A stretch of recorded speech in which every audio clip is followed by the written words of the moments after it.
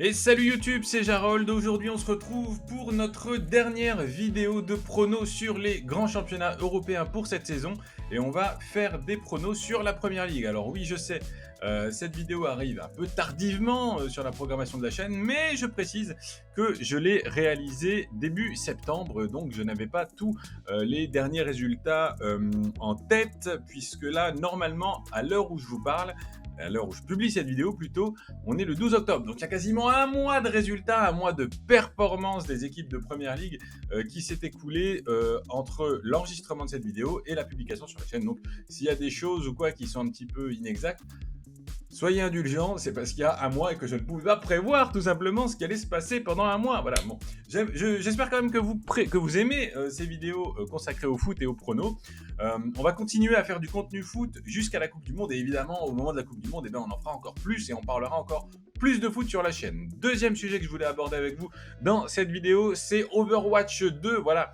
Au moment où cette vidéo sera publiée, ça fera déjà 8 jours que le jeu sera sorti. Donc j'espère que vous kiffez le jeu et j'espère que je le kiffe aussi parce que c'est toujours le risque quand on se hype sur un jeu avant qu'il sorte vraiment, c'est que le jeu soit moins bien que ce qu'on espérait, même si sur une licence qui existe déjà depuis longtemps, le risque est un petit peu moindre. Voilà.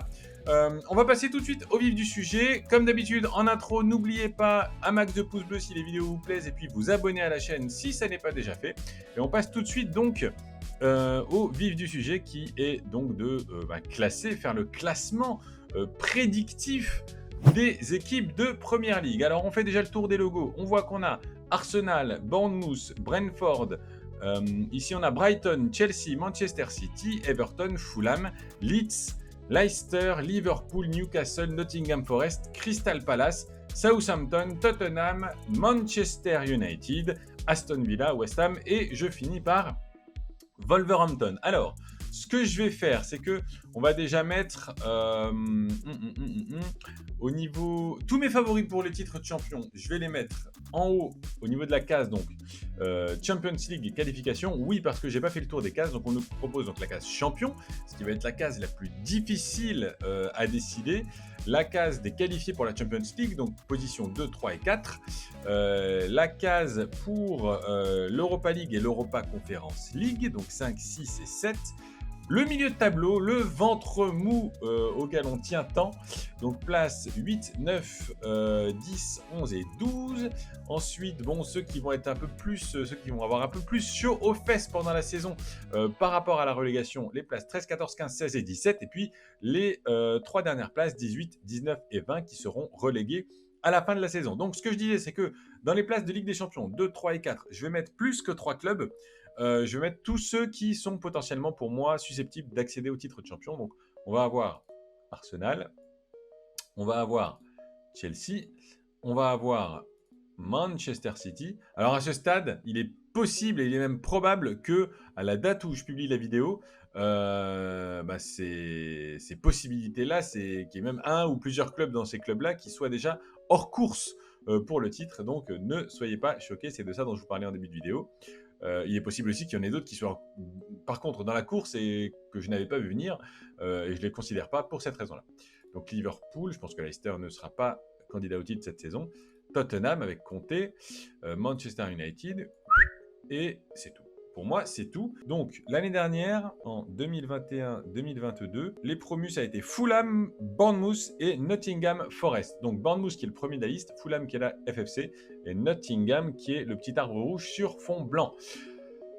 Donc, cela, en toute logique, on va les mettre comme étant les 3 plus susceptibles de redescendre, vu qu'ils viennent seulement de monter en première division. Et je vais tricher, je vais me mettre le classement de l'année dernière de Première Ligue devant les yeux. Voilà. Comme ça, j'aurai le milieu de tableau pour voir un petit peu qui s'en est plus ou moins bien sorti. Voilà. Tac, on va se le remettre comme ça. Leeds, d'ailleurs, qui avait frôlé la relégation. Alors, moi, je pense que dans les équipes qui vont accéder au deuxième rang européen, donc Europa League et Europa Conference League, à mon avis, là-dedans, on pourra avoir Leicester, parce que je crois qu'ils ont une bonne équipe. Donc, il y a 5, 6 et 7. Il n'y a que 3 places. Hein. Donc, on va en mettre que 3. Je pense que Newcastle, voilà, ils ont changé de propriétaire. Là, doivent viser ces places-là pour moi. Donc on va mettre Newcastle. Et après, pour le reste, je pense que Everton, normalement, c'est un bon club de PL, donc on va les mettre là-dedans. Ensuite, pour moi, les plus petits clubs dans cette liste, ça va être... pour moi, les plus petits clubs, c'est quoi? C'est Brentford, c'est Brighton, voilà, c'est Wolverhampton, Southampton aussi, hein, j'ai envie de dire. Donc là, j'ai 13, 14, 15, 13, 14, 15, 16 et il m'en reste un. Pour moi, c'est West Ham, hein, parce que Leeds, c'était pas mal. Et donc après, on aurait... Tiens, je vais changer. Je pense que Crystal Palace, ils vont être européens. Je pense qu'Everton ne le sera pas. Et donc, je vais mettre Leeds. Donc en 8, 9... Ah, il manque des clubs là. Voilà, tac. Donc, on va avoir ici jusqu'à 7, 8, 9, 10, 11, 12. Il m'en manque 2. Donc là, je vais faire remonter West Ham. 11, 12, 12. Ah, bah c'est parce qu'il y a des clubs champions au-dessus. Ok. Donc non, je ne vais pas remonter West Ham. West Ham, on le remet là. Voilà.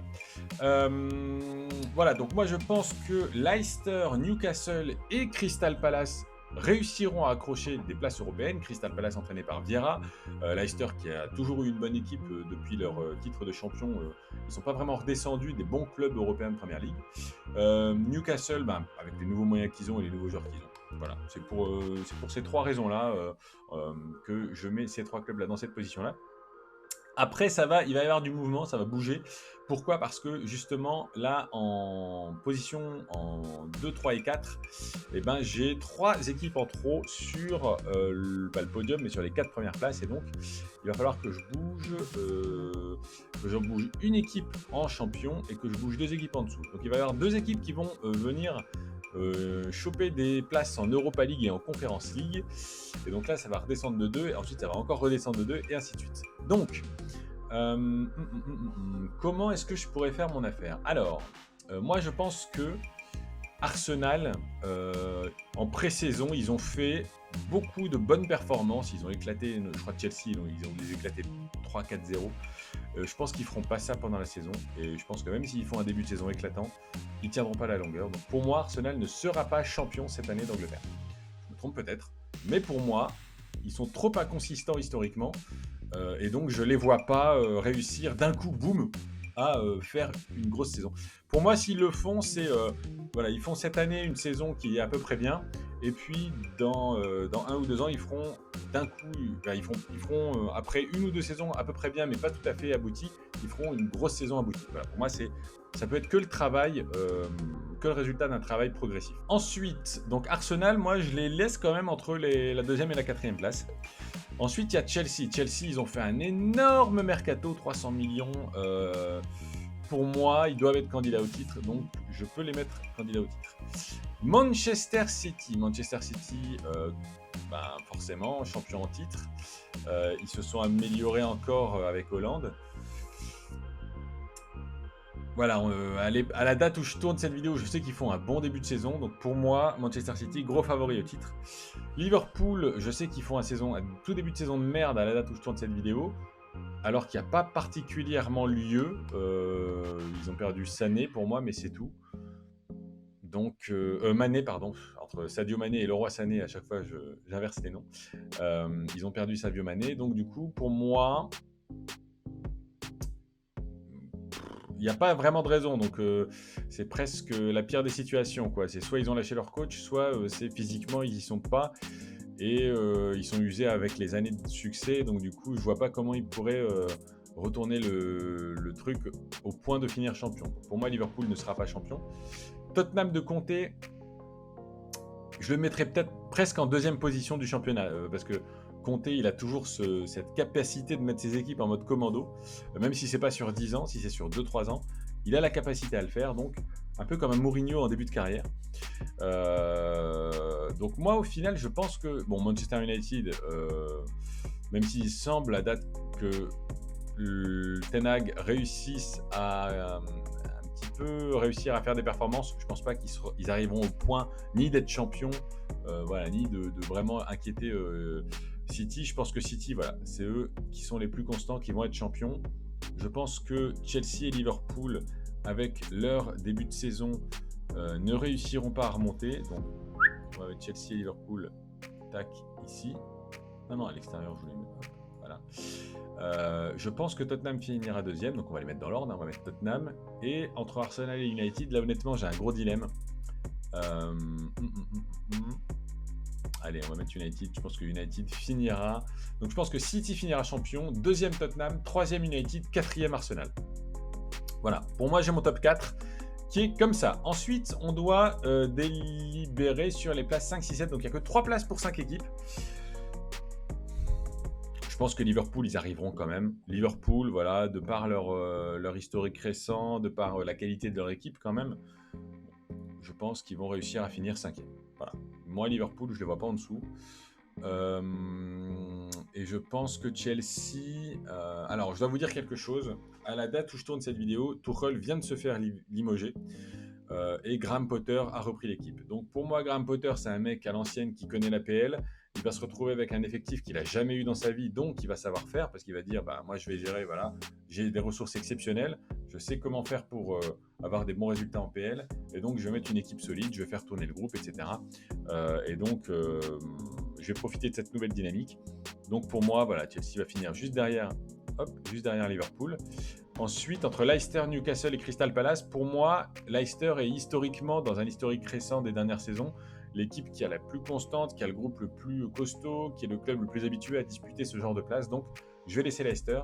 Newcastle, c'est les nouveaux riches. Crystal Palace, ils ont fait une bonne année l'année dernière, mais ils ne sont pas habitués à répéter ce genre de performance.